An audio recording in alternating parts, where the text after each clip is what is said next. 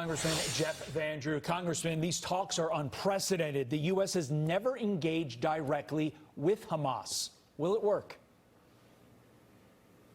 I think there's a real opportunity here, and I think it will work. Again, you know, peace through strength, war through weakness. We've had 4 years of weakness. Now we're being strong.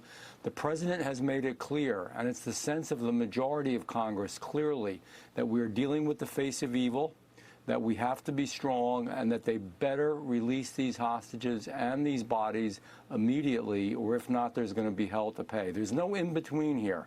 And the president's correct. We need to let Israel do what it needs to do to win this thing. You know, in the past 4 years, we always put Netanyahu's arm behind his back. We didn't let him to go in there full throttle.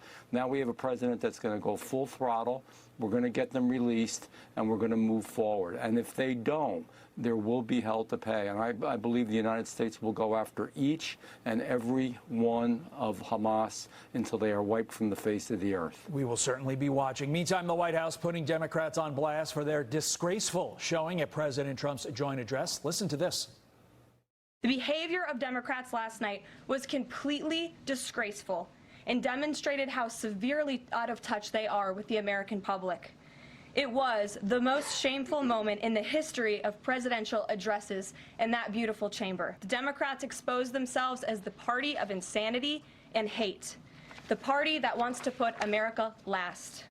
Congressman, I think Reince Priebus said it best on Hannity last night when he said, look, the RNC could not have paid for the damage that Democrats did to themselves during the joint address. What were you thinking as you watched your former party basically implode before our eyes?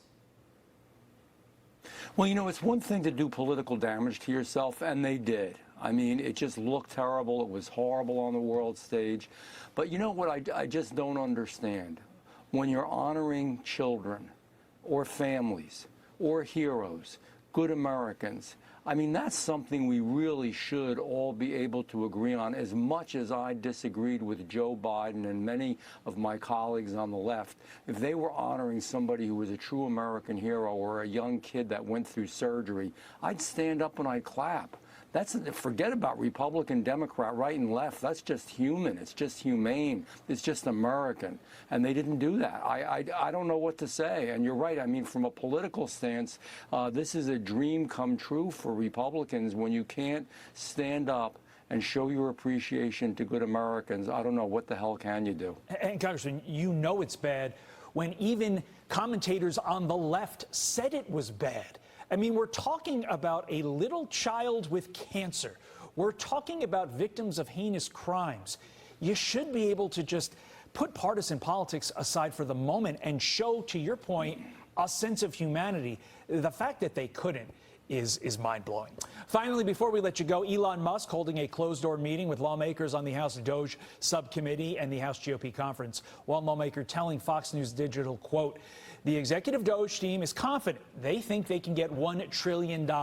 He acknowledged that we're going to make mistakes, but we are going to correct them very quickly. What's your reaction to that number, $1 trillion, Congressman? Is it realistic? I hope it is. And here's the deal with this. There's so much waste. There's so much fraud. There's so much abuse. We certainly can save a lot of money. I mean, people really don't want the Taliban using American money to buy, condoms. We don't need to have, transgender opera in Colombia. I can go through the list. We don't want to go through all of it right now. But the bottom line is this. We can save a huge amount of money.